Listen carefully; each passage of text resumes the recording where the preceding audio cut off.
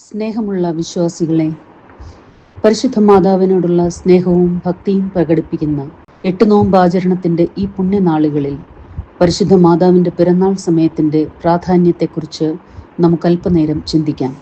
ഓരോ വർഷവും സെപ്റ്റംബർ 1 മുതൽ 8 വരെ നീളുന്ന ഈ കാലഘട്ടം വിശ്വാസികളുടെ ജീവിതത്തെ പുതുക്കുകയും സഭയെ ഐക്യത്തോടെ ഒന്നിപ്പിക്കുകയും ചെയ്യുന്ന അനുഗ്രഹകാലമാണ്.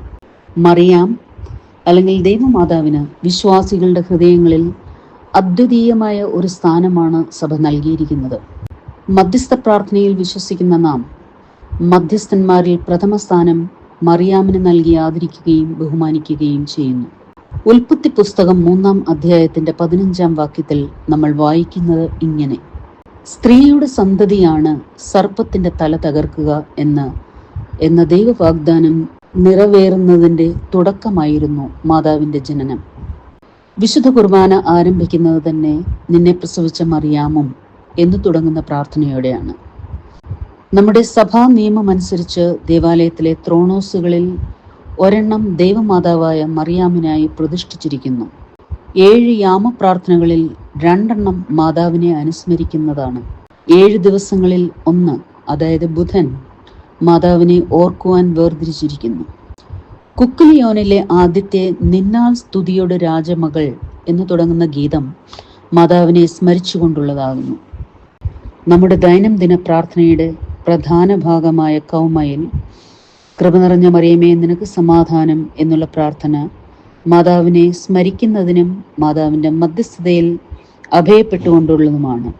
ഇത്രമാത്രം പ്രാധാന്യം വിശുദ്ധ മറിയാമിന് എന്തുകൊണ്ട് നൽകിയിരിക്കുന്നു? വിശുദ്ധ മാതാവിന് നമ്മുടെ പ്രാർത്ഥനകളിലും ആരാധനകളിലുമൊക്കെ പ്രഥമ സ്ഥാനം നൽകുമ്പോൾ തന്നെ നാം ചില കാര്യങ്ങളിൽ ശ്രദ്ധിക്കേണ്ടിയിരിക്കുന്നു. ഒന്നാമതായി, വിശുദ്ധ മറിയം ജനിച്ചതും വളർന്നതും സാധാരണ മനുഷ്യനെ പോലെ തന്നെ ആയിരുന്നു. താൻ ശുദ്ധീകരിക്കപ്പെട്ടത് വചനിപ്പിന്റെ സമയത്തായിരുന്നു. രണ്ടാമതായി, വിശുദ്ധ മാതാവ് ക്രിസ്തുവിനോ ദൈവത്തിനോ തുല്യമല്ല. ക്രിസ്തുവിനും മനുഷ്യർക്കും മധ്യേയുള്ള മധ്യസ്ഥതാ സ്ഥാനം മാത്രമേ മാതാവിനുള്ളൂ. അതിനാൽ ഏകജാതനോട് അഭ്യർത്ഥിക്കണമേ എന്ന് മാത്രമാണ് നാം മാതാവിനോട് പ്രാർത്ഥിക്കുന്നത്. സെയിന്റ് ആൻഡ്രൂസ് ഓഫ് ക്രിറ്റ ഇങ്ങനെ പറയുന്നു: മാതാവിൻ്റെ ജനനം ലോകത്തിന് സർവാനുഗ്രഹങ്ങളുടെ ഉറവിടമാണ്.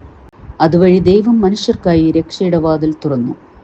അതുകൊണ്ട് തന്നെ സഭ മാതാവിൻ്റെ ജനനത്തെ ആകാശത്തിലെ പുലരി എന്നും വിളിക്കുന്നു. ലോകത്തെ പ്രകാശിപ്പിക്കുന്ന സൂര്യനായ ക്രിസ്തുവിൻ്റെ വരവിനുള്ള മുന്നറിയിപ്പായി. മൂന്നാമതായി, വിശുദ്ധ മറിയം സഭയുടെ പ്രതീകമാകുന്നു.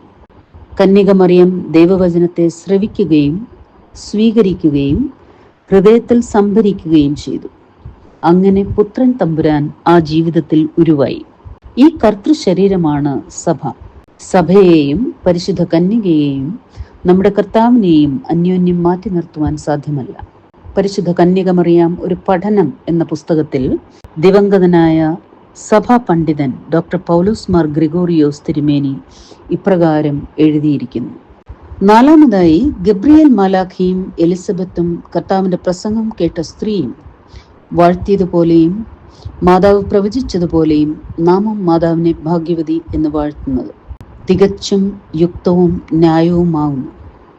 പ്രിയ സഹോദരങ്ങളെ, ഈ 8 നോമ്പ് നമ്മെ നമ്മുടെ ദൈനംദിന ജീവിതത്തിൽ 3 കാര്യങ്ങൾ കൂടി ഓർമ്മിപ്പിക്കുന്നു. ഒന്നാമത്, കുടുംബങ്ങൾ പുതുക്കപ്പെടുക, അതായത് വീടുകളിൽ ഒരുമിച്ച് പ്രാർത്ഥിക്കുക, സ്നേഹത്തോടെ ജീവിക്കുക. രണ്ടാമത്, യുവജനങ്ങൾ പ്രചോദനം നേടുക, മാതാവിൻ്റെ വിശുദ്ധിയും സമർപ്പണവും മാതൃകയാക്കുക. മൂന്നാമത്, സഭയുടെ ഐക്യം സംരക്ഷിക്കുക, തെറ്റായ ആശയങ്ങളിൽ വീഴാതെ വിശ്വാസത്തിൽ ഉറച്ചു നിലകൊള്ളുക. പ്രിയ സഹോദരങ്ങളെ, 8 നോമ്പ് വെറും ഒരു ആചാരമല്ല, അത് നമ്മുടെ ആത്മീയ നവീകരണത്തിനുള്ള ദൈവത്തിൻ്റെ ക്ഷണമാണ്.